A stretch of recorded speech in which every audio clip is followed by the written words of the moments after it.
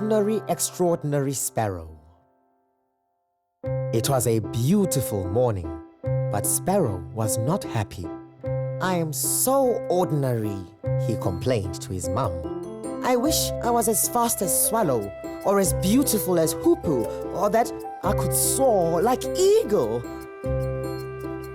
"You're special in your own way, Sparrow," his mom said kindly. But Sparrow wasn't convinced. "I've got it," he announced. "I'm going to find the great baobab tree where the magic monkey lives. He can change me into something extraordinary." Sparrow flew to the edge of the forest. There, on a tree branch, he spied an extraordinary colorful lizard. "You're just wow," Sparrow said. But all Lizard said was, "Quick, hide me." Just then, a beady-eyed eagle swooped down. Sparrow spread his little brown wings to cover Lizard. Eagle blinked, shook his head, and flew away. "Phew," Lizard said.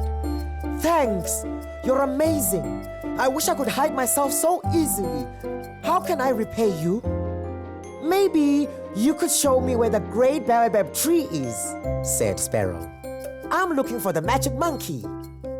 "Hedgehog might know the way," said Lizard. "Follow me." They traveled until they came to some rocks, where a swarm of fat flying ants was circling over Hedgehog's head. "Oh, wow," Sparrow said, hopping closer. "You have spikes all over you. You're extraordinary." "Thanks," said Hedgehog sadly. "It doesn't help me to get food, though, and the swallows keep eating all the flying ants." Hearing this, Sparrow flew up between the swallows and quickly caught 3 fat flying ants for Hedgehog.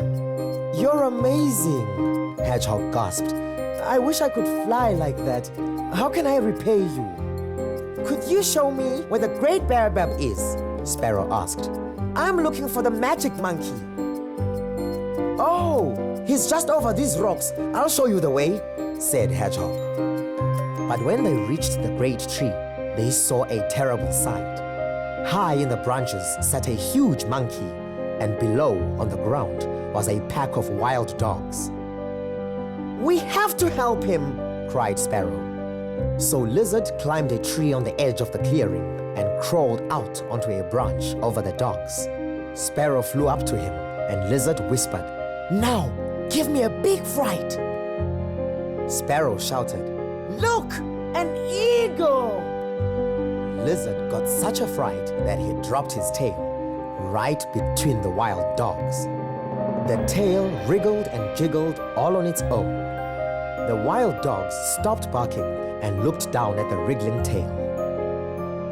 At that moment, Hedgehog curled himself up and rolled between the wild dogs, his little spikes pricking all their curious noses. The wild dogs yelped and leaped back in surprise. Then Sparrow darted in between the angry dogs. "Catch me! Catch me!" he shouted. The biggest of the wild dogs snapped at him, but Sparrow was too fast. The dog's jaws snapped shut, right on the ear of another wild dog. The other one snapped back, nipping the first dog on the nose. Sparrow flittered and fluttered between the wild dogs until they all started biting each other. The 3 friends rushed up the tree to the magic monkey. "Wow," said Sparrow. "You're so big." "I know," said the monkey. "That's why I can't get my magic wand. It has fallen down into the tree trunk."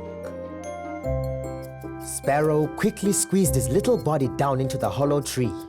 He flapped and flapped until he'd lifted the stick all the way out. Monkey pointed the stick at the wild dogs. One by one, he turned them all into pretty hoopoes, which flapped and flitted and flew away. The magic monkey turned to Sparrow. "Thank you," he said. "How can I repay you? I can turn you into any creature you want to be." Sparrow smiled and shook his head.